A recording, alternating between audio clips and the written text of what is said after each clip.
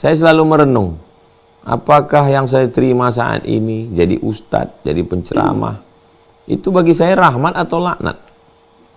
Kalau dengan ini saya dekat dengan Allah, dekat dengan keluarga, berarti rahmat. Tapi kalau dengan ini saya jadi angku, jadi saya sombong, bisa jadi laknat. Makanya ulama dalam kitab Ar-Risalah Al-Qushairiyah selalu mengatakan, mari merenung, berpikir, seandainya masuk ke dalam hutan.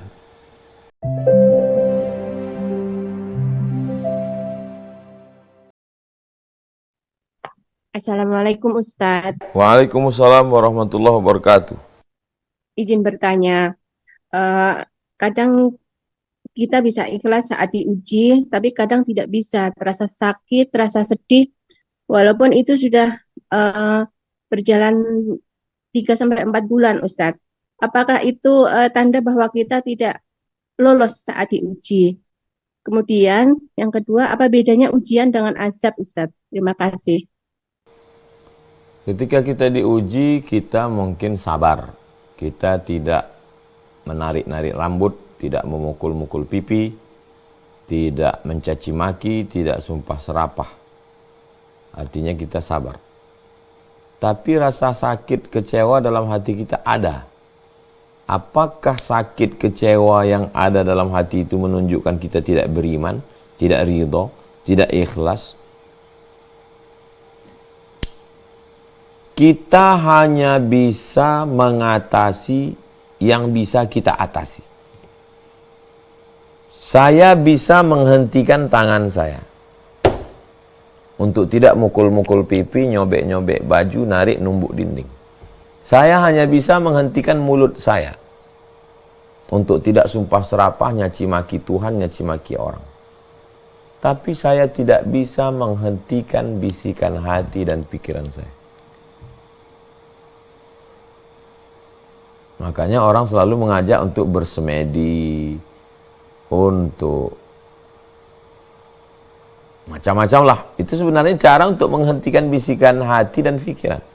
Nah, dalam Islam bagaimana cara menghentikan bisikan hati dan pikiran itu?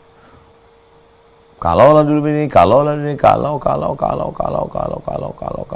Menghentikan kalau itu dengan zikir. Makanya Buya Hamka baca Quran. Terus membaca Quran untuk menghentikan itu.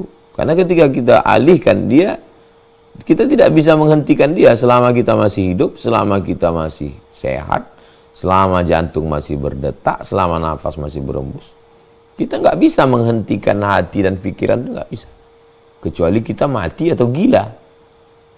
Kita hanya bisa mengalihkannya. Mengalihkannya ke baca Quran. Makanya ketika Pak B.J. Habibie pergi ke psikiater, baca biografinya. Dokter, psikolog, dokter nyuruhnya untuk menulis. Saya mencoba menganalisa, merenung, kenapa dokter nyuruhnya menulis? Karena dengan menulis, kita sedang mengalihkan kerja hati dan pikiran, kita fokus ke menulis. Karena kalau dia nggak nulis, dia akan terus, kenapa dia meninggal? Kenapa dia sakit? Kenapa dia meninggal? Kenapa nggak aku mati duluan? Kenapa? Jadi Buya Hamka mengalihkannya ke baca Quran. Orang-orang tarekat mengalihkannya ke zikir. Satu hari zikirnya 5.000 kali. Jadi ada orang melukis, ada orang membuat karya seni nyanyi, ada memahat. Itu sebetulnya mengalihkan. Saya menulis, mengalihkan. Karena kalau saya nggak nulis, saya akan marah, kecewa, benci, campur semua itu, sakit hati. Itu bisa depresi, bisa anxiety, bisa bunuh diri orang. Yang disebut sekarang dengan kesehatan mental. Jadi kalau bahwa ibu, saya, kita semua merasakan sakit, kecewa, itu cara mengalihkannya, kita alihkan dengan fokus ke yang lain. Apakah menulis, apakah berzikir, apakah baca Quran, sesuai dengan yang kita bisa. Lalu kemudian, misalnya kita sakit nih, misal Bagaimana kita bisa membedakan bahwa sakit ini adalah ujian atau azab? Ada 4 kemungkinan. Bahwa sakit saya itu menghapus dosa saya, bahwa sakit saya itu mengangkat derajat saya, bahwa saya sudah mau masuk surga cuman amal saya kurang, lalu dibuat Allah saya mengalami sesuatu yang tidak menyenangkan supaya saya dapat pahala sabar itulah nanti untuk nombok cukup syarat bahwa Allah mau ngasih saya satu level maqam namanya ridha level tertinggi, lebih tinggi dari surga. Penghuni surga pun minta ridha. Maka doa kita, Allahumma inna nas'aluka ridhaka. Ridha hanya diperoleh orang yang ridha menerima takdir Allah. Misal saya sakit. Apakah saya sakit ini karena menghapus dosa saya? Atau saya sakit ini mau mengangkat derajat saya? Atau saya sakit ini untuk mencukupkan amal saya supaya masuk surga? Atau sakit ini karena Allah ingin saya ridha? Enggak ada standarnya. Kalau sakitnya kanker berarti kutukan. Kalau sakit perut berarti enggak ada. Maka solusinya hanya husnuzon pada Allah. Bahwa saya ada silap, saya salah, saya dosa, saya banyak maksiat. Lalu Allah uji saya begini, berarti Allah ingin menghapuskan dosa saya. Berarti Allah sudah mencatatkan saya derajat tinggi. Berarti Allah sudah memasukkan nama saya sebagai penghuni surga, cuman amal saya kurang. Berarti Allah ingin saya ngasih saya ridho. Saya sedang dites. Jangan pesimis, jangan negatif, jangan suudzon, jangan negative thinking. Hubungan kita dengan Allah itu 2. Pertama husnuzon, yang kedua ridha. Husnuzon, apapun yang dikasih Allah kita husnuzon. Allah sayang sama kita. Allah mau menghapuskan dosa kita. Allah mau mengangkat derajat kita. Allah memperbaiki hidup kita. Demikian, Allahu a'lam.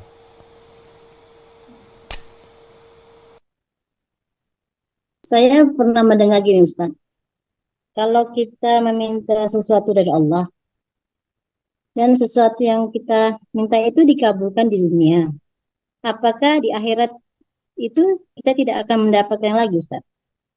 Terus yang kedua,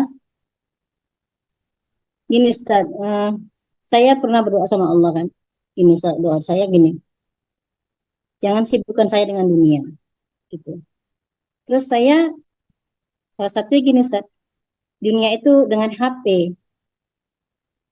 Jadi sekarang ini Ustaz, setiap saya HP dekat dengan HP gitu, kepala saya sakit Ustaz gitu. Jadi sekarang ini alhamdulillah tidak pernah itu candu. Makanya sekarang ini pun saya mengaji pakai HP suami. Begitu anak pun pakai HP suami juga gitu di rumah. Karena doa saya itu termasuk gimana Ustaz? Itu doa yang dikabulkan Allah atau memang penyakit itu yang dikirim Allah ke saya itu termasuk ajab itu Ustaz? Itu. Karena sampai sekarang ini saya nggak bisa melihat api lama-lama Ustaz. Termasuk anak saya itu juga seperti itu. Saya batasin gitu.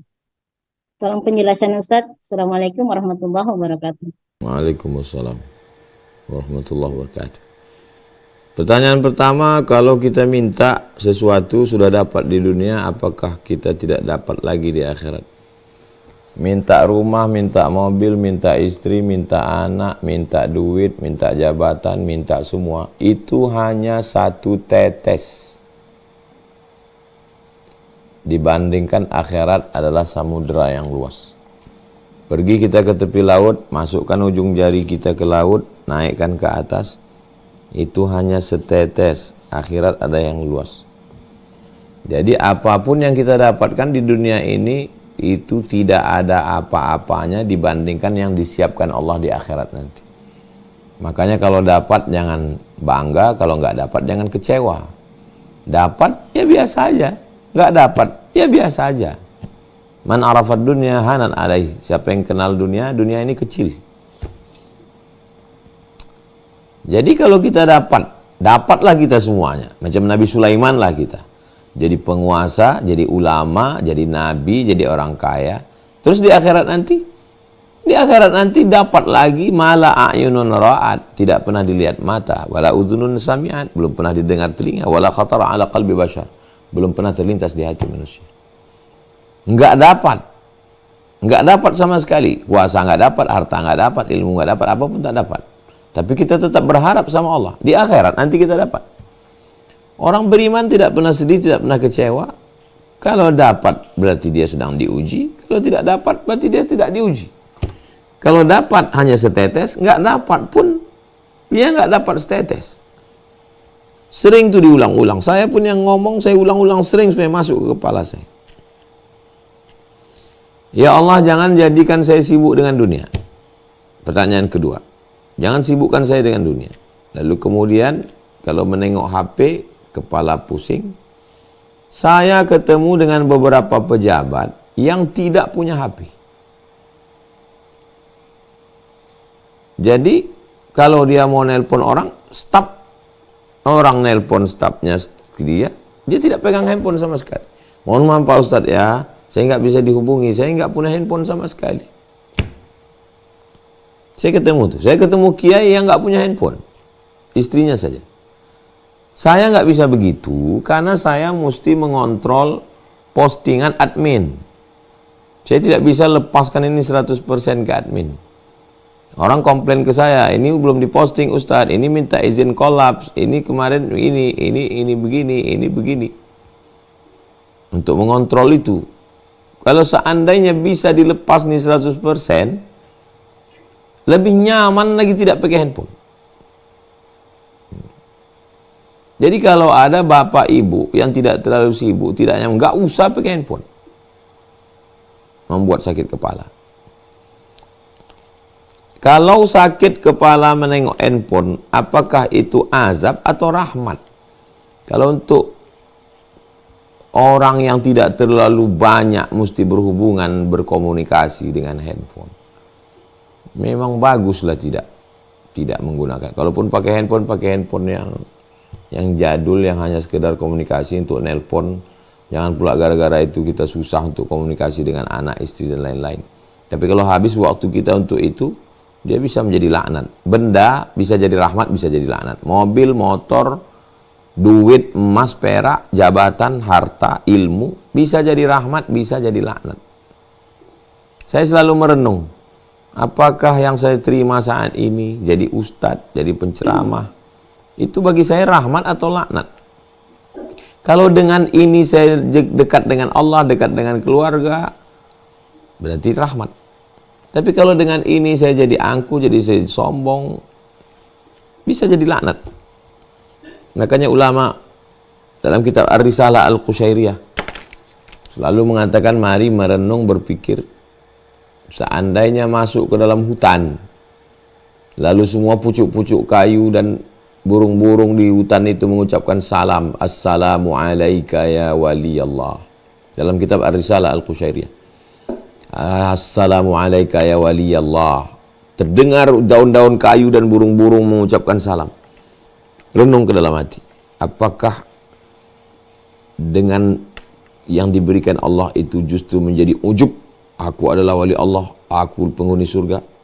Kalau ada perasaan begitu, berarti sedang terlaknat, maghrur, tertipu. Makanya Imam Asy-Syarani menulis Tanbihul Mughtarrin, peringatan bagi orang yang tertipu.